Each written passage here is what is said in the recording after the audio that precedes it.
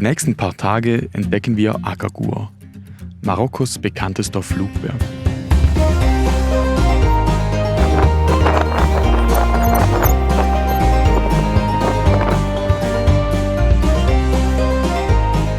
La pointe, là aujourd'hui, devant les nord-ouest.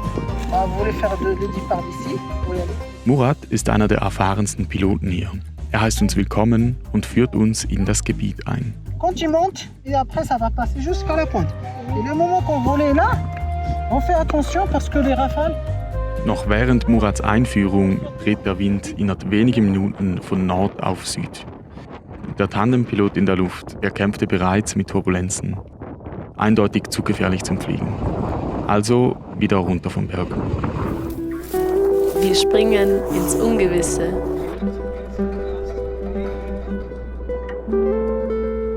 Und fliegen um die Welt ohne Flugzeug.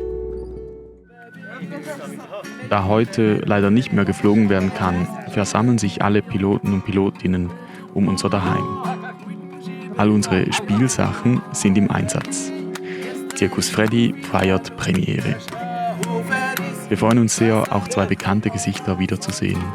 Focus und Jean Maroc haben wir letzten Monat im Nid d'Aigle kennengelernt.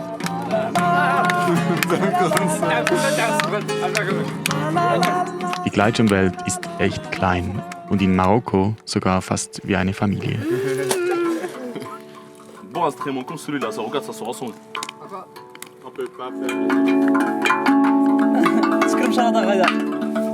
Nachdem alles einmal durchprobiert wurde, brauchen die Jungs wieder Action. Einen Augenblick später sitzen wir im Auto von Murat. Wir machen anscheinend eine Spritztour irgendwo hinter die Berge. Wir scheitern am Öffnen. Nach einer Weile erfahren wir, dass wir zu Mustafas Geburtstagsparty unterwegs sind. Regarde bien, il a technique.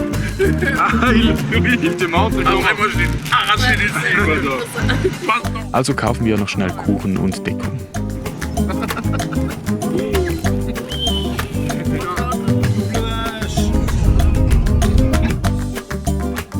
Also eigentlich sind wir in Agagur am Probieren zu fliegen. Und dann ist es nicht geflogen.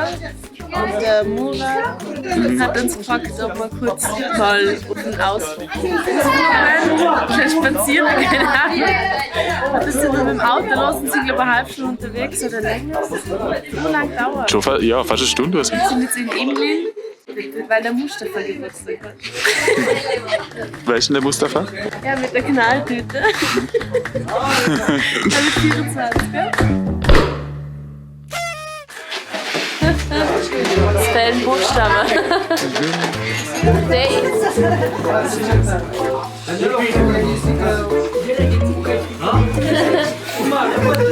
Très bien, beaucoup.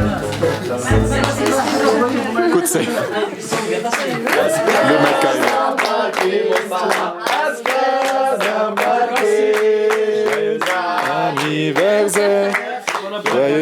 C'est le parapentiste avec le coco. Happy birthday!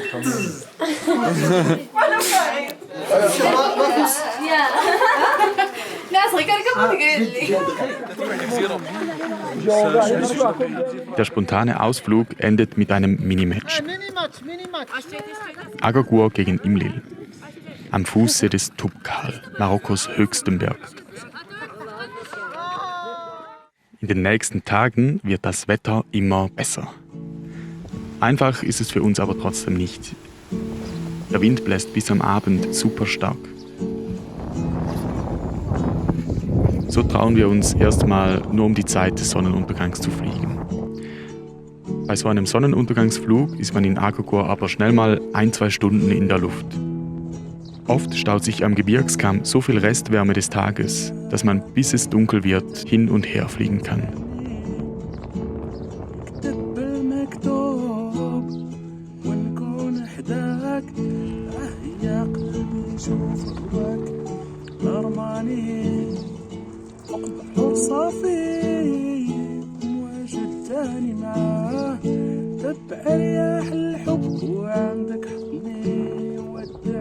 Am Nachmittag ist der Wind am stärksten.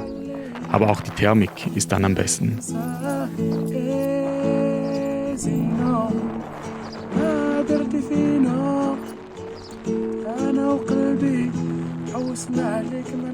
Seit wir hier ankamen, träume ich davon, die Hügellandschaft zu erkunden.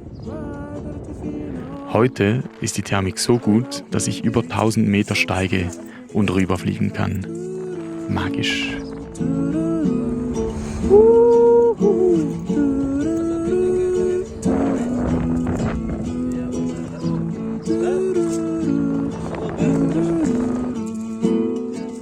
Agagur ist ziemlich abgelegen. Kulturell läuft nicht sehr viel.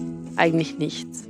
Wenn, dann zieht es die unverheirateten Männer am Abend ins Kaff, also ein Café, um Kaffee zu trinken. Weil Marokko ein muslimisches Land ist, ist Alkohol hier nicht gesehen. Bocuse nimmt uns an einem Abend mit. Ich bin die einzige Frau da.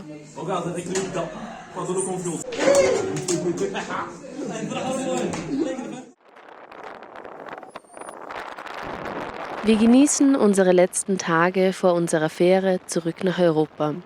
Während wir viel in der Luft und am Boden mit den anderen abhängen, hören wir immer wieder «C'est tout possible au Maroc». Alles ist möglich in Marokko. Halb im Scherz antworten wir darauf, naja, alles, außer eben unser Getriebe zu reparieren. Murat will uns das Gegenteil beweisen und vermittelt uns an seinen Freund Rabia. Und nur einen Tag später stehen wir tatsächlich inmitten des riesigen Schrottplatzes von Marrakesch. Der Betrieb ist endlich mal voran und es ist mehr kaputt wie nur das Wind, das Ersetzen.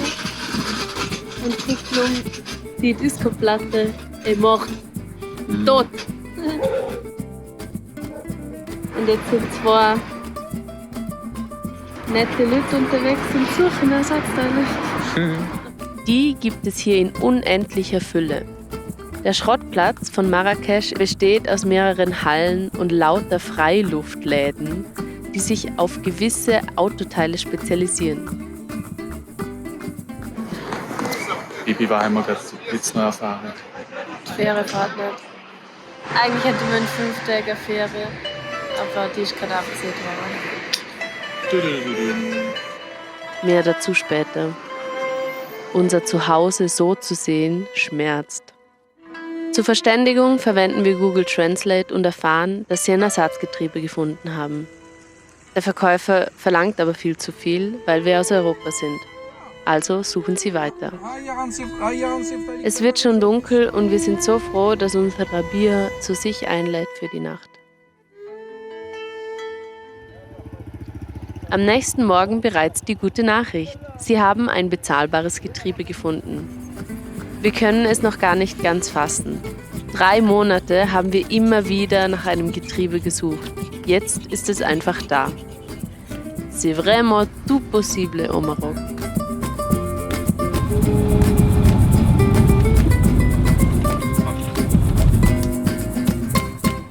Dieses Getriebe Ist weg!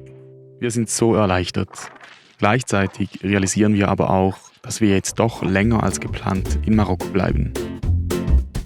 Also zurück auf Karins Farm, denn hier wartet noch ein unfertiges Projekt auf uns. Auf unserem letzten Ausflug mit Karin und Ahmed haben wir einen Porträtfilm über ihre NGO Open Villages begonnen. Unsere unerwartete Verlängerung passiert genau rechtzeitig. Wir können mit den beiden ein weiteres Open Village besuchen und den Film fertig drehen. Sag nochmal, was sind wir und was machen wir? Hinter mir ist Tissin Uschek. Wir sind im Urikatal und wir machen ein Interview für Open Villages. Yes. Blendet schon bitte. Okay. Wäre so besser. Ja. Okay. Und einfach, dass wir noch ein bisschen, ja, wie findest du es da? Es ist mega schön.